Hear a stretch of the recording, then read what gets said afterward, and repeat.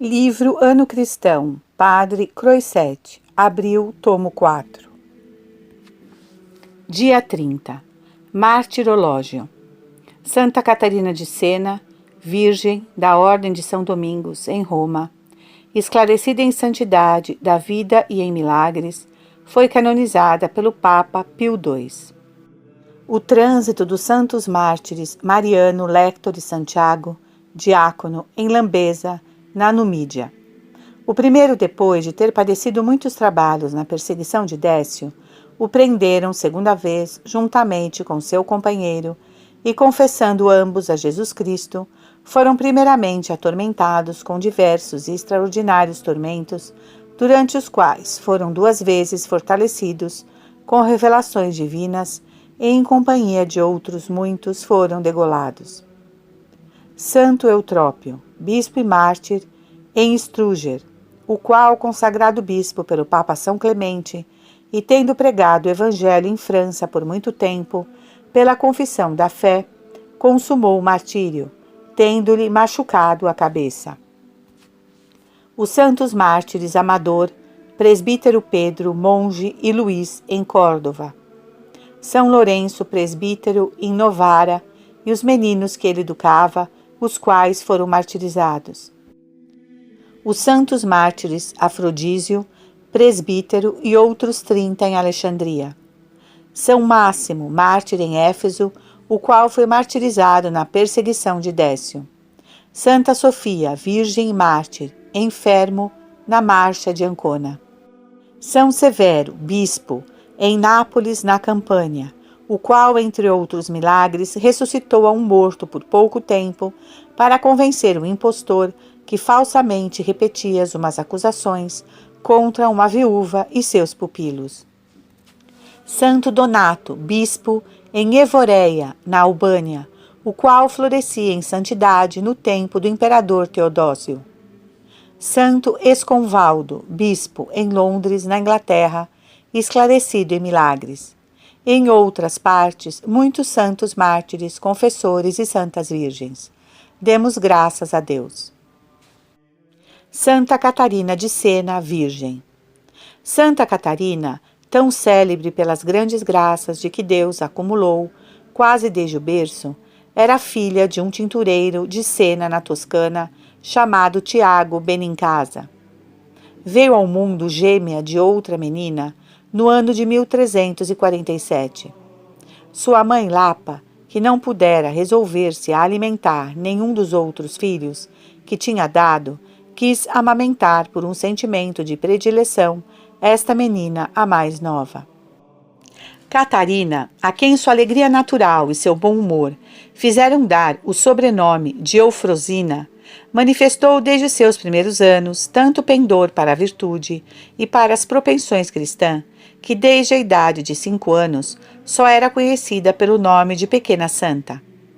Pode dizer-se que sua piedade preveniu sua razão e sua razão sua idade. Apenas aprendeu a saudação angélica, notou-se que ela nunca subia as escadas, que não se pusesse de joelhos em cada degrau para recitar a sua oração. Dir-se-ia que tinha nascido com a devoção a mais terna pela Mãe de Deus, e Jesus Cristo inspirou-lhe desde sua infância um desejo tão ardente de se consagrar toda a ele e de não ter nunca outro esposo, que lhe fez voto de virgindade desde o seu 8º ano. As graças foram desde logo mais abundantes e viram-na fazer em cada dia novos progressos na virtude. Uma visão, que se crê que tivera de Jesus Cristo, abrasou-a de tal sorte no amor divino, que desde esse dia se transformou em vítima sua. A sua predileção era pela solidão e pela prece. A abstinência, o jejum e sem outras mortificações, que escondia das vistas de seus pais, tornaram-se-lhe familiares. Todo o seu empenho consistia em agradar cada vez mais a seu divino esposo. Uma ligeira complacência custou-lhe caro. Sua mãe, vendo que de todas as suas filhas nenhuma possuía qualidade que prometessem mais vantajoso enlace do que Catarina, obrigou-a a vestir com menos negligência e a cultivar com cuidado as graças naturais que recebera de Deus. Uma de suas irmãs casada não lhe dava descanso, e foi para se eximir a esta vexação doméstica que consentiu em frisar os cabelos. Mas tendo conhecido na oração quanto esta condescendência tinha desagradado a Deus, tão vivo arrependimento concebeu por isso, que daí em diante nunca deixou de se acusar desse delitozinho com abundância de lágrimas, como do maior pecado de toda a sua vida. No entanto, esta grande inclinação que tinha pelo retiro desagradou a seus pais. Pensava-se em casá-la. Um gentil homem, encantado de sua virtude e de suas belas qualidades, requestrava-a para esposa. Toda a sua família aplaudia esse partido, mas, instada importunamente para dar o seu consentimento, a nossa santa corta os cabelos e, para fazer saber a todo o mundo que não quer outro esposo do que Jesus Cristo, põe um véu sobre a cabeça. Esta saída melindrou seus pais. Resolveram fazer-lhe perder todos os pensamentos de devoção e, para o conseguir, sobrecarregaram-na a ela só com todo o peso da casa e com os serviços os mais baixos e os mais penosos dela. Posto que esta laboriosa humilhação a indenizasse em parte do lazer que perdia de orar a Deus, ainda assim foi-lhe muito sensível à perda de seu doce retiro. Queixando-se um dia disso ao Salvador, uma voz interior de seu coração lhe ensinou mesmo o segredo de encontrar o recolhimento por entre a faina da tarefa doméstica. Desde então, não mais perdeu a Deus de vista. A multiplicidade de suas numerosas ocupações não pôde interromper sua oração. Estava tranquila. Sua perseverança desarmou seus pais. Seu pai, vendo a firmeza na igualdade da virtude, não mais duvidou de que fosse Deus o autor de seus desígnios. Sua mãe, encantada de sua paciência e de sua doçura, resolveu de não mais se opor às vistas de Deus. E um e outro lhe deixaram liberdade para seguir os movimentos da graça. Catarina aproveitou-se dessa indulgência para se ensaiar nos prelúdios da vida austera que se propunha a ascetar na congregação das Irmãs da Penitência. Absteve-se absolutamente de vinho e carne e não usou mais do que ervas cruas com pão. 2 fasquias sem palha nem colchões serviam-lhe de leito, de mesa e de assento. Uma cadeia de ferro armada de pontas, que nunca largou senão por obediência poucas horas antes de sua morte, fazia as vezes de um rude cilício. Também se impôs a proibição de uso de linho na idade de 18 anos e desde então sua vida não foi mais que um jejum contínuo e um prodígio de penitência. Apenas dormitava 1 hora durante a noite, todo o remanescente do tempo era empregado na oração. Confessou ao seu diretor que nada lhe tinha custado tanto a combater como a necessidade de dormir.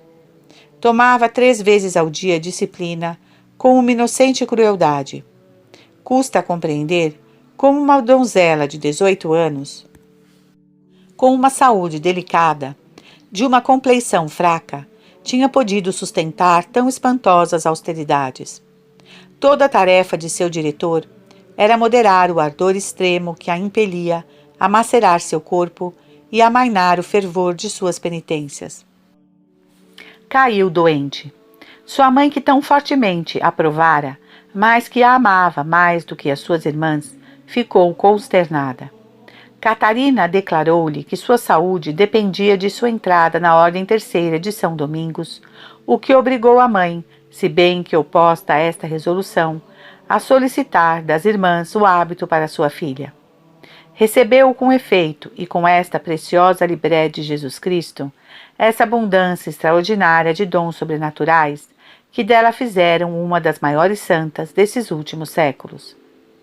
Livre já dos obstáculos que até então tinham impedido seu fervor e suas devoções, prescreveu-se um silêncio de 3 anos, durante os quais não falava senão o seu confessor e não saía de sua cela senão para ir à igreja. Uma outra lei se impôs bem árdua. a de passar em oração todo o tempo da noite em que os religiosos não estivessem no coro. O pouco repouso que tomava, em seguida, sobre as tábuas ou na terra nua, dificilmente impedia sua oração, tão longe levou seu fervor e suas alteridades, que se conveio desde então que ela não vivia senão por milagre. Insensível ao resto das criaturas, esta santa donzela fruía à vontade dessas doçuras espirituais que são uma prelibação das alegrias do céu, quando o inferno todo, cioso e irritado de sua inocência, excitou em sua alma uma horrível tempestade. Esta alma pura foi atacada no espírito por 1000 fantasmas abomináveis e por imundas representações, e no coração por tentações, as mais vergonhosas e as mais humilhantes. Tanto mais se alarmou com isso, quanto sua pureza era mais delicada e mais perfeita. Pouco importou, ao que parecia, que redobrasse de austeridades e de súplicas, que fizesse esforços heróicos para extinguir esses fogos com suas lágrimas. Deus quis provar sua virtude por esta humilhante tribulação, fazer-lhe sentir a força e a necessidade da graça e prepará-la para os favores do céu, os mais extraordinários, por estas aflitivas humilhações. Uma aparição da Santíssima Virgem e do Salvador veio anunciar-lhe sua vitória. Dissipou esses negros vapores e trouxe a calma. Daqui em diante, os êxtases foram contínuos, frequentes as revelações e os raptos. Viram-na dias inteiros em êxtase, numa íntima comunicação com Deus. Eram extraordinários os colóquios com santos, mas nada mais admirável do que sua familiaridade com a Santíssima Virgem, a quem chamava sua mãe, e com Jesus Cristo, seu esposo celestial. O padre Raimundo de Capua, geral dos dominicanos, seu confessor, que escreveu a vida de Nossa Santa, assegura que, redobrando suas orações e suas penitências nos últimos dias do Carnaval, se sentia impelida no fervor da oração a pedir instantemente a Jesus Cristo uma fé tão viva que nunca pudesse enfraquecer e uma fidelidade a toda prova para ser uma esposa eternamente agradável a seus divinos olhos. O divino Salvador, acrescenta este historiador, apareceu-lhe com a Santíssima Virgem, São João e São Domingos e outros santos. Declarou-lhe que tinha atendido sua súplica, que lhe concedia o que lhe pedira, que se dignava considerá-la como esposa. Como sinal sensível desta graça, traria no resto de seus dias um anel no dedo. Durante esta visão, Deus derramou graças abundantes em sua alma. Pareceu-lhe que Jesus Cristo lhe dava um rico anel e assegurou muitas vezes a seu confessor que este anel miraculoso, invisível a qualquer outro, ela o tinha continuamente no dedo. Até aqui, sepultada em seu retiro, esta santa donzela não aparecia senão junto dos altares. Depois deste insigne favor, Deus fez-lhe conhecer que os exercícios de caridade reclamavam que ela se mostrasse um pouco mais no mundo. Começou por servir 2 pobres mulheres enfermas, uma delas, chamada Teca, estava por tal forma tocada de lepra que ninguém ousava aproximar-se dela e já se tratava de a pôr fora da cidade. A nossa santa, vendo-a abandonada de todo o mundo, quis tomar cuidado dela por si própria, ir visitá-la todos os dias, 2 vezes, para lhe fazer todo o serviço. Essa mulher, em vez de lhe ser grata, não a recebia senão com desgosto, não lhe dizia senão injúrias, só parecia que a santa era sua escrava. Uma conduta tão selvagem não produziu outros resultados do que os de afinar-lhe a caridade, serviu até a morte com um zelo e uma assiduidade espantosa. A outra mulher, chamada Andria, sofria de um cancro no peito, cujo seio fora de tal modo interessado que ninguém poderia supor-lhe o mau cheiro. Nos primeiros dias, parecia tocada e mesmo confusa de ver a caridade da santa. Mas, acostumando-se insensivelmente ao seu trato, chegou ao ponto de denegrir a reputação de sua benfeitora por atrozes calúnias, publicando que ela tinha seus amores e que empregava neles todo o tempo que fingia em segredo dar à oração. Uma outra caluniadora, chamada palmerina, se lhe agregou e soube dar tais cores aos seus embustes que os fez acreditar, não dos libertinos, mas de muitas pessoas de bem. Por bem sensível que fosse a santa a uma calúnia tão infame, nunca disse uma palavra para se justificar, redobrou suas visitas à doente e suas caridades. Sentindo um dia repugnância em servi-la, colocou a boca a essa chaga horrível para se vencer, e só repeliu tão atrozes calúnias por novos benefícios. Estas infelizes reconheceram sua falta, publicaram a inocência e a santidade de Catarina, que tinha sofrido menos com suas calúnias do que sofria agora com suas retratações. Sua caridade para com os pobres teria esgotado todo o patrimônio que encontrara em sua família e outros meios, se Deus não tivesse suprido por milagres. O próprio Jesus Cristo, disfarçado em traje de pobre, pareceu querer impelir ao extremo sua paciência e suas liberalidades. Depois de lhe ter dado tudo o que tinha podido mendigar, rogou-lhe que aceitasse ainda o que era para seu sustento.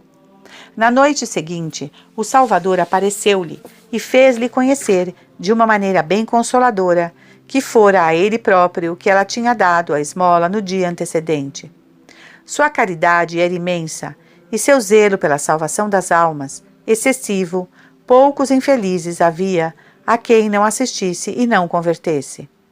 A vida desta grande santa não é em verdade mais do que uma cadeia pegada de maravilhas, toda ela é um prodígio. Perdeu o gosto e o uso dos alimentos, só vivia da Eucaristia. Este pão dos anjos foi o seu único alimento. Não podia suportar os outros. Passou desde o princípio da Quaresma até ao dia da Ascensão, sem tomar coisa alguma. A comunhão cotidiana nutria.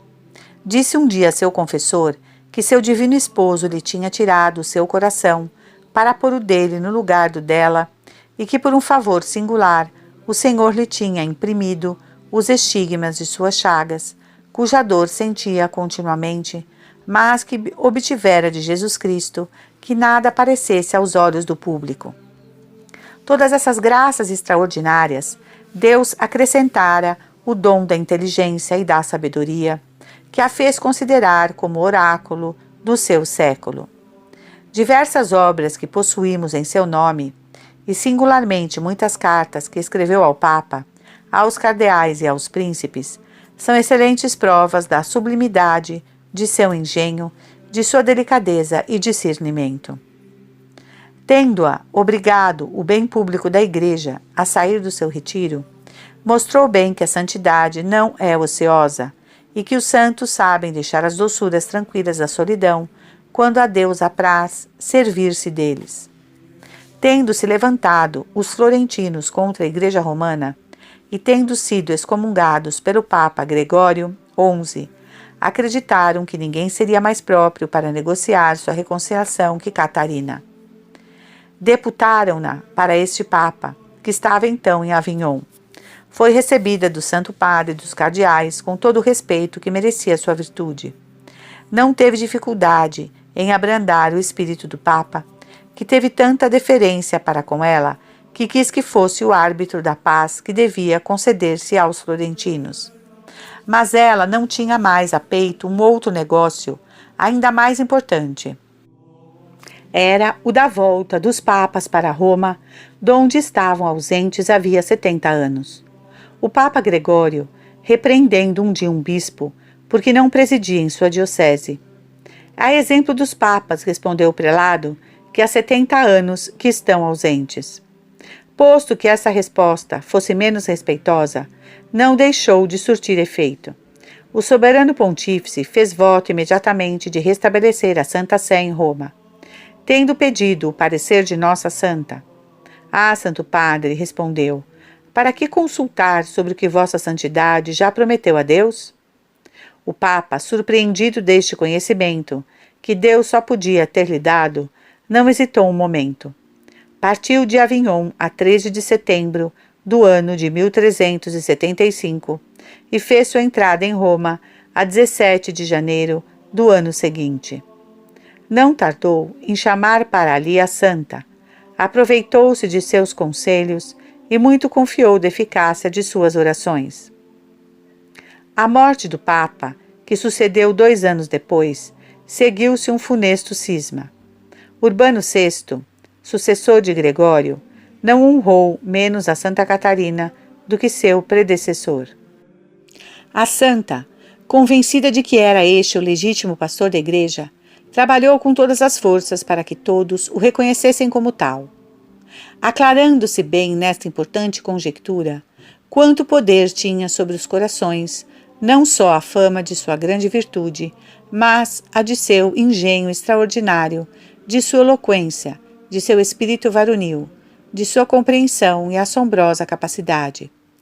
O Papa estava resolvido a enviá-lo como emissário e legado seu à rainha de Nápoles e de Sicília.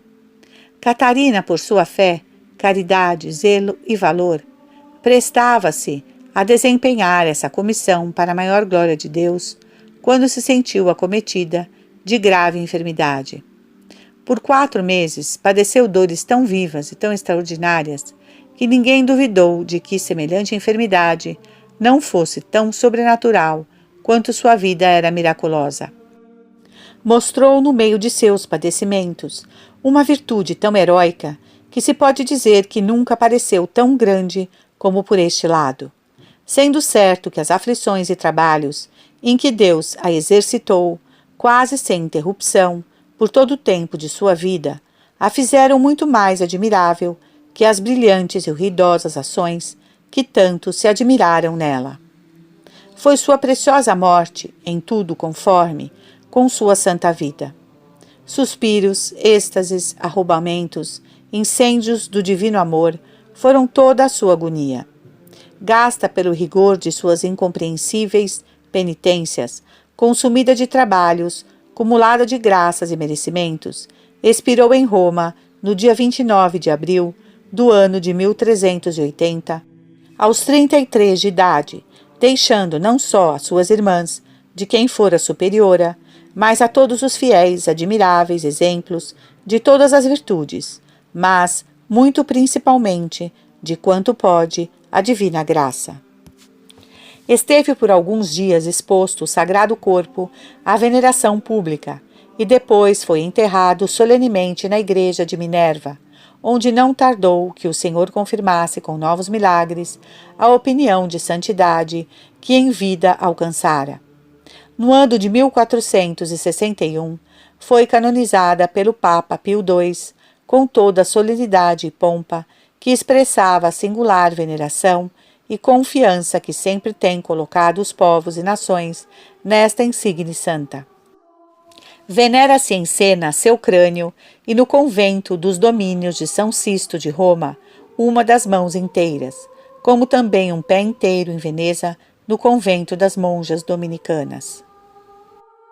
É certo que muito tempo antes de Santa Catarina de Sena, florescia já em todo o orbe cristão a terceira ordem da penitência do patriarca São Domingos, pela vida exemplar de inumeráveis pessoas piedosas que, sem deixarem o mundo, nem se encerrarem em clausura, mostravam evidentemente que se podia viver no século e viver praticando os primores da perfeição cristã pela observância da regra que deixou o santo patriarca. Mas não sofre dúvida que a eminente reputação de nossa santa acrescentou um grande e brilhante esplendor a esta congregação, a qual continua a edificar o mundo com as grandes virtudes que praticam os que têm a dita de alistar-se nela. Costumam, em algumas partes, chamar religiosas de Santa Catarina a todas as religiosas dominicas, cuja sagrada ordem é uma das mais célebres que se veneram na Igreja Universal e muito distinta pelo resplendor das virtudes em que se exercitam as pessoas que a professam, pela nobreza e prendas naturais que as exornam, notando-se em toda a congregação uma observância constante, uma virtude humilde, exemplar e nada afetada, um grande espírito de união e uma como inata aversão a tudo o que sabe a novidade perniciosa. Santo Indalécio, bispo e mártir.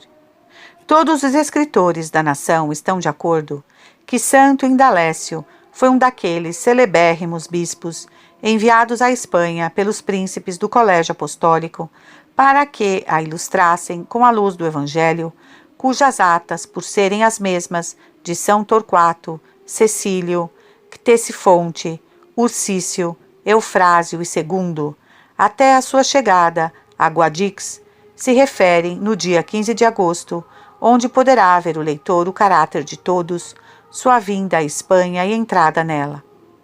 Ficou, pois, São Torquato como bispo em Guadix, pastoreando aquela igreja que foi o primeiro fruto da pregação de todos e dispartindo-se em outros companheiros a exercer sua missão apostólica pelos diferentes povos da península.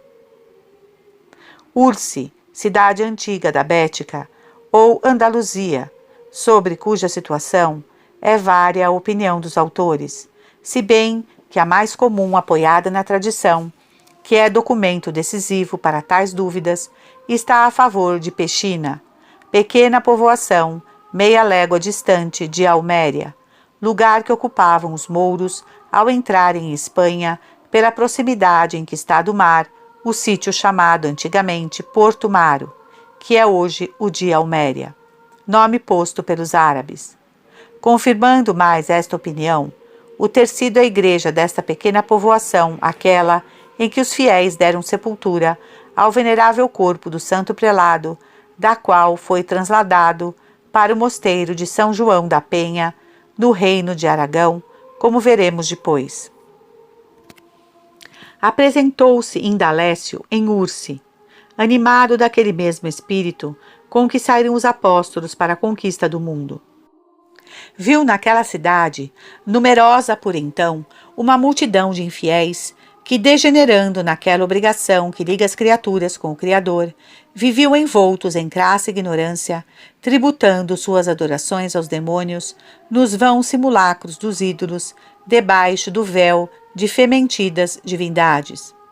Como o principal de sua missão era ilustrar a tantos miseráveis com a luz do Evangelho, começou a pregar sobre a quiméria impossibilidade de haver tantos deuses aos quais tributavam culto.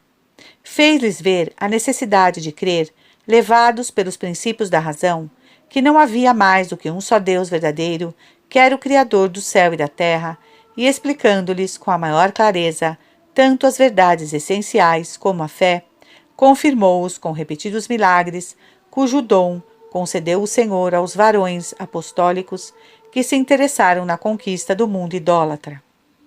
Convertidos muitos dos infiéis, tanto pela verdade como pela santidade da doutrina que lhes pregava o novo apóstolo, receberam muitos o batismo, contribuindo não pouco para este resultado as qualidades pessoais do novo apóstolo, sua admirável paciência, a doçura, a afabilidade, o desinteresse de Indalécio, de modo que em pouco tempo ofereciam àqueles povos o encantador espetáculo de uma cristandade florescente.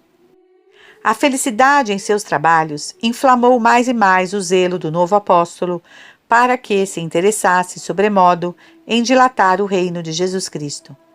Depois das conquistas em Ursi, segundo nos referem vários escritores, passou a outras povoações marginais do Mediterrâneo, na costa do reino de Granada, como São Vera, Mojacar e Portila, das quais só restam hoje ruínas próximas à vila de Coevas. Também acrescentam os mesmos escritores que o ilustre apóstolo fez retumbar a trombeta do Evangelho em Cartagena e em Heliocrata, ou Lorca, onde consagrou bispos consoante à prática apostólica dos primeiros séculos da Igreja, pela qual a proporção que se operavam conversões bastantes em uma povoação para formar uma igreja, ali se lhe estabelecia um prelado para que cuidasse daquelas almas ganhas para Jesus Cristo. Fácil é de crer a abundância de frutos que dariam ao divino agricultor os terrenos, onde lançou a semente do Evangelho este zeloso e infatigável apóstolo.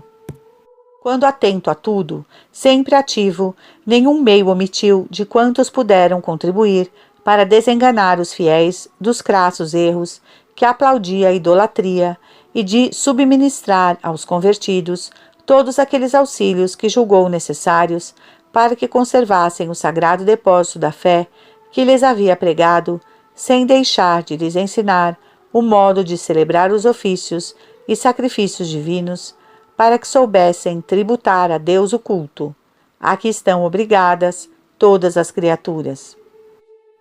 Finalmente, ofendidos os pagãos das muitas conquistas que fazia Indalécio para Jesus Cristo, aproveitando-se da oportunidade que se lhes ofereceu para se vingarem, na cruel perseguição que moveu contra a igreja o imperador Nero, lhe tiraram nela a vida no ano de 75. Alguns contam que morreu afogado nas águas do mar, para onde o arrojaram os gentios. Mas, não obstante esse parecer, não consta com certeza qual o gênero de martírio que sofreu, ainda que é de presumir que fosse dos mais cruéis, porque tais os empregavam os pagãos, quando se tratava dos chefes das cristandades. Depois do seu triunfo glorioso, deram os fiéis sepultura a seu corpo em Pechina, onde, em sua honra, erigiram um templo depois de ter sido dada a paz à igreja. Ali se conservou em grande veneração por todo o tempo que os godos ocuparam a Espanha, mas tendo os mouros destruído Pechina e mudado o lugar da povoação para Alméria, ocultaram os cristãos o corpo do santo em sua própria igreja, com receio de que não caísse nas mãos dos bárbaros, os quais, por ódio à fé de Jesus Cristo, reduziam a cinzas as relíquias dos heróis da religião. Nesta desgraçada época, consta por tradição dos cristãos moçárabes que se viram no sepulcro luzes resplandecentes e suaves, ao redor dele flores e ervas medicinais, tudo indícios de se achar naquele lugar o sagrado depósito do ilustre apóstolo, que fez desaparecer naquela parte do reino as densas trevas do paganismo. Manteve-se em Pechina o corpo de Santo Indalécio por quase 10 séculos. Estava completamente perdida a memória do lugar de sua sepultura, em razão das contínuas guerras que afligiram o reino de Granada. Não permitindo, porém, o Senhor que ficasse em esquecimento perpétuo, conduziu a invenção daquele precioso tesouro pelos anos de 1080 ou 1084, a fim de que a Espanha não ficasse defraudada de um dos 7 bispos célebres que se interessaram na conquista espiritual dela por comissão dos príncipes do Colégio Apostólico, os quais são elogiados no ofício moçárabe, consoante a edição de Santo Isidoro, como 7 tochas acesas, enviadas do céu à Espanha, para afugentarem dela as trevas da idolatria, os quais fundaram as cristandades peninsulares. Cá implantaram a nossa santa religião, ensinaram a ordem dos ofícios divinos e consagraram com seu sangue as igrejas que lhe coube por sorte, segundo o que escreveu Gregório VII a Afonso VI, rei de Leão e de Castela. Quis Deus que se transladassem as relíquias do santo prelado de Pechina para o mosteiro de São João da Penha, da Ordem de São Bento, do Reino de Aragão, apesar da grande distância que há entre ambos os lugares e dos grandes inconvenientes que se ofereciam para transladá-las em tempo em que se achava quase toda a Espanha ocupada pelos árabes. Era abade de São João da Penha, Sancho Airiúza, varão esclarecido em sangue, ciência e santidade, distinto pelo ardente zelo que mostrava de enriquecer sua ilustre casa com as relíquias dos santos. Revelou-lhe o Senhor que era de sua vontade que trouxesse para ela as de Santo Indalécio. Considerando, porém, as grandes dificuldades que encontraria em seu desígnio, instava ao céu com fervorosas súplicas para que o iluminasse. Veio ao mosteiro um parente do ilustre abade chamado Dom Garcia, sujeito por então poderosíssimo em Espanha, que tinha sua casa na cidade de Múrcia. Abrindo-lhe o santo sua piedosa intenção, como era pessoa muito religiosa, ofereceu-se para contribuir com todas as suas forças para a realização de seus desejos, logo que voltasse de São Tiago de Galiza, aonde ia em peregrinação. Logo que a concluiu, voltou pelo mesmo mosteiro, dando-lhe o abade 2 monges, Mâncio e Garcia, para que o acompanhassem na gloriosa empresa. Chegaram os 3 a Múrcia, bem dispostos a empregar todos os meios conducentes à objetivação dos seus desígnios. Neste estado de coisas, ocorreram certas renhidas disputas entre os reis mouros de Sevilha e de Alméria, a propósito de haver este usurpado aquele, por engano, a cidade de Vera. Pediu auxílio o de Sevilha a Dom Garcia, com quem tratava estreita amizade para vingar a injúria. Dom Garcia deu-lhe sem dificuldade. Sendo chegados por este motivo a Pechinha ambos os exércitos, considerando os monges que Deus os trouxera ao mesmo lugar onde descansava o corpo de Santo Indalécio, imploraram ao céu com fervorosas orações, jejuns e penitências que se dignassem mostrar-lhe o lugar de seu sepulcro. Fê-lo o Senhor por intermédio da visão de um venerável ancião vestido de pontifical, que lhes assinalou o sítio onde estavam as veneráveis relíquias. Extraídas do sepulcro, trasladaram-nas para São João da Penha, sendo pelo caminho frequentes os prodígios. Achava-se por então naquela ilustre casa Dom Afonso, segundo do nome, 7º rei de Aragão, com seus filhos Dom Pedro e Dom Afonso, ocupado em santos exercícios, como era costume em tempo de Quaresma.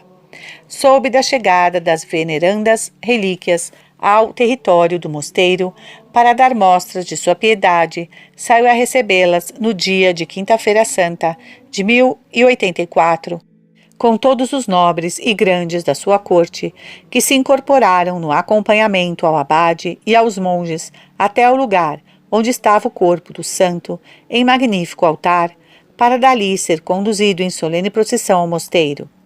Aqui repousa de fato, no altar-mor, em uma preciosa caixa de prata, que o rei mandou lavrar para este efeito.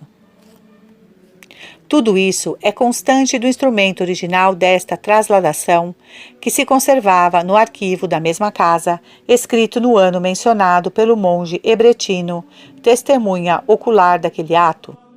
Nele se explicam minuciosamente todas as circunstâncias e prodígios que sucederam na invenção e transladação do corpo do santo. Permaneceu este no aludido lugar até 1495, em que, por motivo de um voraz incêndio que reduziu a cinzas todas as preciosidades daquele templo, poupando todavia as relíquias de Santo Indalécio, tornaram a ser colocadas ali no altar de São João Batista, onde se conservam em grande veneração. São Pelegrino Confessor. No ano de 1265, nasceu na cidade de Forli, em Itália, o eminente e virtuoso Pelegrino. Pertencente à nobre estirpe dos Laciocos, recebeu piedosa e esmerada educação. Adquiriu profundos conhecimentos nas ciências e sobressaiu desde muito jovem por seu talento. Ardendo a Itália por então na guerra civil, alistou-se em um dos bandos combatentes e cometeu a brutalidade de dar uma bofetada no comissário enviado pelo Papa para acomodá-los, que era nada menos que São Felipe Benício. Esta ação, filha de seu arrebatamento, foi a origem de sua posterior e inimitável santidade.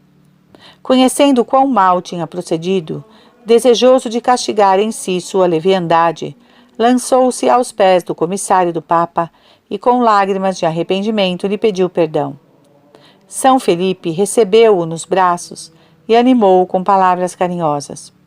Pelegrino abandona a carreira militar, pede e obtém o escapulário de servo de Maria, fez inumeráveis exercícios de penitência e de santidade, e tantas e tão exemplares foram suas virtudes, que recebeu sem as solicitar as ordens sacras.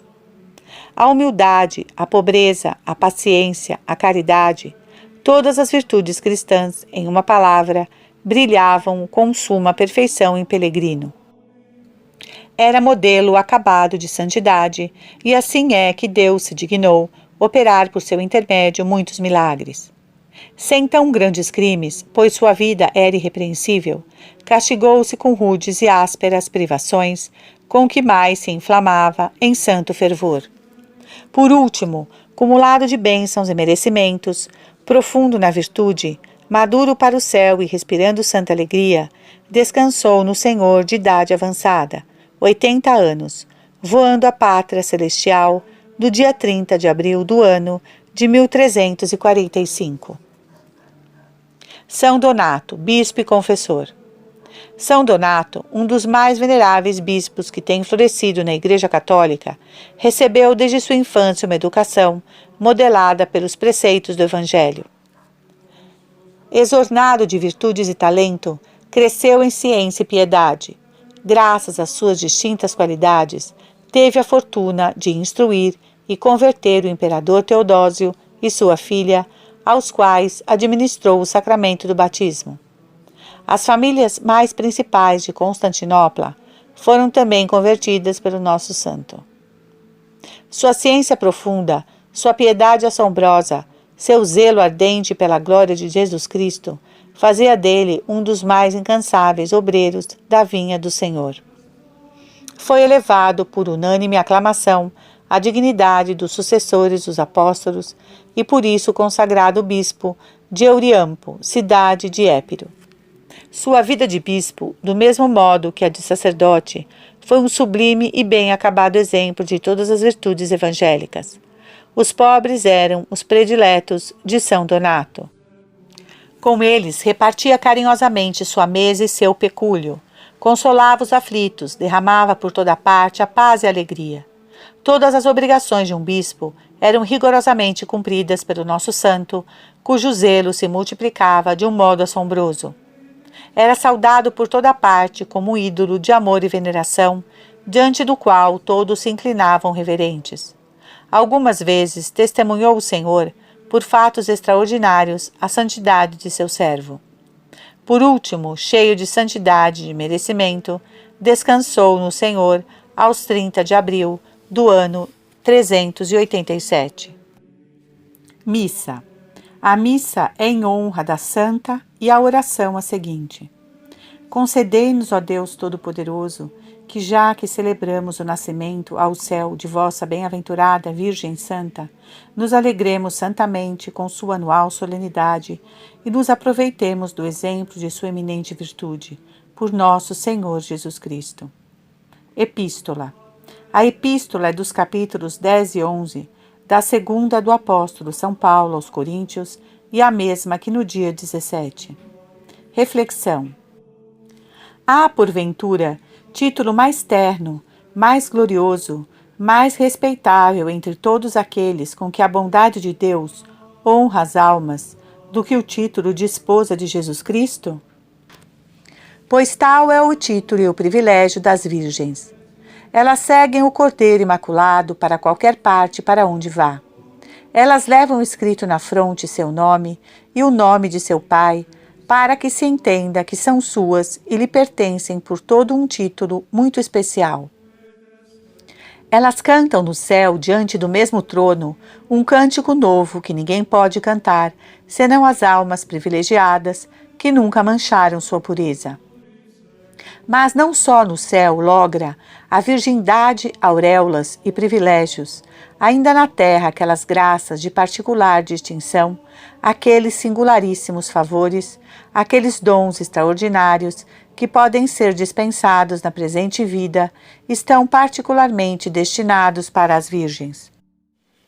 E ainda que seja certo que Deus é liberal com as almas fiéis em todos os estados, as virgens parece que adquirem, não sei que singular direito, a sua mais íntima comunicação e aspiração àquelas grandes graças em que costuma assinalar mais sua galhardia. Ditosas, diz o sábio, aquelas almas puras e sem mancha, que não permitiram se manchasse jamais a flor de sua pureza, porque elas gozarão de uma fé viva, ativa e laboriosa. Nenhum pecado debilita tanto a fé como o da impureza. Partilha ordinária é das virgens um dom de coração e de contemplação muito extraordinário. A carne embrutece o espírito e a vista de Deus só se promete aos corações puros. Estranha-se, até mesmo se admira, a obscuridade e a secura que se experimentam na oração, sem se advertir que a serenidade pede calma. Nas terras úmidas e pantanosas sempre reinam as névoas. Nem o céu se descobre e serena, senão quando sopra o ar puro. Experimenta-se uma fé lânguida e amortecida. Cresce com desânimo e talvez insensivelmente se duvide de alguns artigos. Que muito! São acaso muito puros os costumes? Está limpo o coração? Esse corpo é templo de Deus vivo? Pois, desenganemo-nos, que a fé se alenta com a pureza. Como a virgindade nos aproxima tanto dos anjos, também nos põe a coberto das tempestades que são frutos tão frequentes no mundo. Deus manda a Moisés que passe a espada os medianitas, mas ordena-lhe que perdoe as donzelas. É mistério escondido de muitos o das excelências e privilégios que goza a virgindade. É o dom de Deus, mas com este único dom, quantas dificuldades se aplanam, quantas paixões se vencem, quantos monstros se domam. O que não tem mulher de São Paulo, atende às coisas que são do Senhor e cuide em agradar a Deus. Mas o que a tem, atende às coisas que são do mundo e aos meios de agradar a sua mulher, e o seu coração se reparte. Da mesma maneira, uma mulher que não está casada, uma donzela, uma virgem, só atendem às coisas que são do Senhor para ser santa de corpo e espírito, mas, pelo contrário, a que está casada, pensa nas coisas que diz respeito ao mundo e nos meios de agradar seu marido. Se bem nos compenetramos do espírito de um raciocínio tão justo como verdadeiro, que efeito não produziria?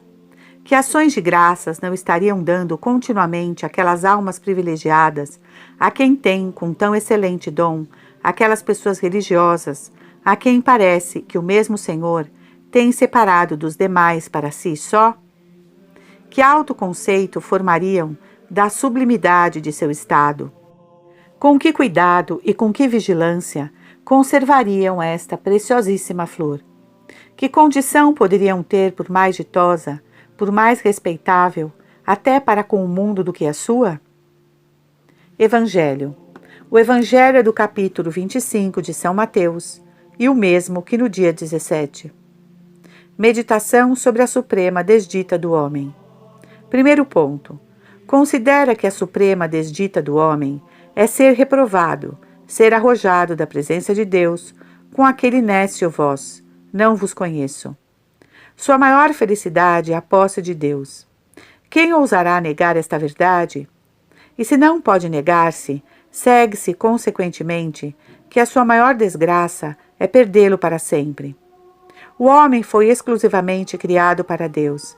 Esse é o nosso fim, esta é a nossa satisfação, este é o nosso centro, sobre o qual não há mais do que consultar nosso próprio coração. Vai em 6.000 anos que todos os homens trabalham em fazer a sua felicidade, e até agora ainda nenhum a conseguiu plena e perfeita, que satisfizesse todos os seus desejos. Fica depois ainda um vácuo imenso no coração, que não podem acumular todos os objetos criados, e isto é, porque o homem não foi feito para eles. É preciso que eleve para Deus todas as suas aspirações, e desde o momento em que tome este partido, experimente em seu coração uma paz, uma consolação, uma doçura que não pode encontrar em outra parte. Só Deus é o seu fim e o centro do seu repousar. E já desde esta dita, o que será então no céu por toda a eternidade? Ali onde Deus se comunica amorosamente à alma, ali onde Deus se entrega a toda ela sem reserva, ali onde a alma penetra, se engolfa, se imerge e, por assim dizer, se perde na felicidade do Senhor. Concebe-se, pode-se, o infinito valor, a imensidade de uma tal dita. Mas concebe também, por outro lado, que desdita é perder a Deus, ser aborrecido, ser réprobo, ser funesto objeto de seu ódio e de sua cólera. Nécio vós. Ainda que tivesse sido o maior, o mais poderoso monarca do universo, ainda que tivesse sido o homem mais rico, o mais ditoso que hão conhecido séculos, Se no instante em que expiras, ouves de Deus, nécio voz, não te conheço, não sei quem és, nem o saberei, nem te conhecerei nunca. Sempre te verão meus olhos com horror, sempre serás abominável a meu coração. Serás sempre objeto de minha mais viva indignação, nécio vós. Que virás a ser desde então, e que serás por toda a eternidade? Cair no desvalimento de um pai, de um protetor poderoso, de quem dependia toda a nossa fortuna. Perder um amigo que era toda a nossa alegria, é sem dúvida situação triste e funesta. Perder um pleito que leva após si a ruína de toda a casa, incorrer na desgraça do príncipe e, por consequência, na perda da honra, dos bens, dos empregos e da pátria, parece preferível à morte, a esta cadeia de infortúnios. Mas, em boa verdade, o que é tudo isso em comparação com a desgraça eterna? Que decretos de príncipes, que sentenças de magistrados, que públicos pregões podem confrontar-se com aquele nécio voz de um Deus justissimamente irritado? Que raio que mais fulmine, que mais aniquile, que mais desespere do que aquelas tristes palavras? Fazei, Senhor, que eu compreenda todo o rigor, todo o sentido delas. Fazei também que traga nesta vida toda a sua amargura, para nunca ouvi-las de vossa boca por toda a eternidade. Penetrai todo o meu corpo de vosso santo temor, para que este santo estremecimento me livre de vossos terríveis juízos. Segundo ponto. Considera que não há neste mundo desgraça que não tenha recurso, infortúnio que careça de esperança, nem trabalho que não possa ter algum alívio. Mas procura uns laivos disto sequer, no sentido daquelas terríveis palavras: nécio vós, não te conheço. Se um tratado, se uma negociação importante se malogra, se o comércio não sai como se pensa, se perdeu o tempo e o dinheiro em uma empresa considerável, se frustraram as esperanças de uma rica herança, se perdeu um pleito em que se desfrutavam os maiores interesses, e por uma flagrante, feia e torpe injustiça, somos despojados de todos os nossos bens, quando não haja outro recurso nesta vida, há pelo menos o de que tudo se há de acabar brevemente com ela, e o pensamento da morte consola. Mas quando se incorrer na desgraça de Deus, quando se acabaram já os amigos e os intercessores, quando se estancou para nós o canal das misericórdias, quando se acabou já o tempo de toda graça, quando já não há tempo, quando a formidável eternidade sucedeu a um punhado de dias que se perderam, quando se ouve que Deus nos diz no furor de sua cólera: não te conheço, não sei quem és. Quando já se não tomam em conta os trabalhos que padecemos, nem os serviços que fizemos, quando já não há a esperar nem compaixão nem misericórdia, que recurso teremos? Choraremos, gemeremos, lamentar-nos-emos, clamaremos, mas em vão, porque em verdade vos digo, não vos conheço. Tivereis feito a vossa provisão a tempo, houvereis velado sem dormir, nem estardes ociosos, houvereis trabalhado em vossa salvação, enquanto era dia. Colheu-vos a noite, colheu-vos a morte, e já nada se pode fazer. Essa vida de 25 anos, de 40, de 60, só te fora concedida para te dispor a receber o divino esposo. A incerteza da hora em que havia de chegar pedia uma vigilância. Não te bastava ser virgem, era mister aplicar-se-te a cumprir com tua obrigação.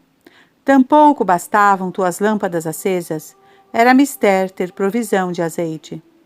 Adormeceste, veio o esposo. Advertiste que se apagavam as lâmpadas e que te faltava o azeite. Quiseste correr a buscá-lo, mas já era tarde. Um desmaio, um acidente, fazem chamar por um confessor, pedir os sacramentos, acudir à penitência. Mas, em meio dessas pressas, desta perturbação, destes sobressaltos e angústias, chega o juiz. Clama-se, pede-se tempo para preveni-lo. Mas acaso se ignorava que já se devia estar prevenido para quando o Senhor chamasse? Cerram-se com a vida as portas da misericórdia. Chama-se por elas, mas o Senhor responde lá de dentro: nécio vós, não vos conheço, já não é tempo. Deu-se já a princípio a desditosa eternidade, e o mortal arrependimento, a desesperação, a raiva, os tormentos que começaram, já não terão fim. Ah, Senhor, que aproveitará o homem ganhar o mundo todo se perder sua alma? E que indenização poderá encontrar por esta alma querida? Assombro causa ver pessoas de são juízo, de muita capacidade, ocuparem-se dos negócios do mundo por dias, meses e anos inteiros. Separaram-se para isso do que mais amavam, privaram-se de todo gosto. Carregar com a mortificação de estarem sempre debaixo das dependências, as mais enfadonhas, e saírem do mundo sem nunca pensarem seriamente a que vieram, nem aonde irão parar depois de o deixarem. Meu Deus, quão prudentes e discretos foram os santos em pensarem nisso em toda a sua vida. Não permitais, Senhor, que essas reflexões que venho de fazer sirva só para a minha maior condenação e para a minha eterna desdita. Jaculatórias. Senhor, não me arrojes da vossa divina presença. Aonde irei, Senhor, se vós não me quiserdes reconhecer por vosso Filho? Onde me esconderei, se não me quiserdes sofrer em vossa divina presença? Propósitos. 1. A suprema desdita do homem nesta vida é viver em pecado, e na outra é morrer nele. A perda dos bens e da saúde, os contratempos, os mais molestos, as adversidades, as perseguições, as desgraças que vêm a ser todos estes aparentes contratempos, no sentido mais natural?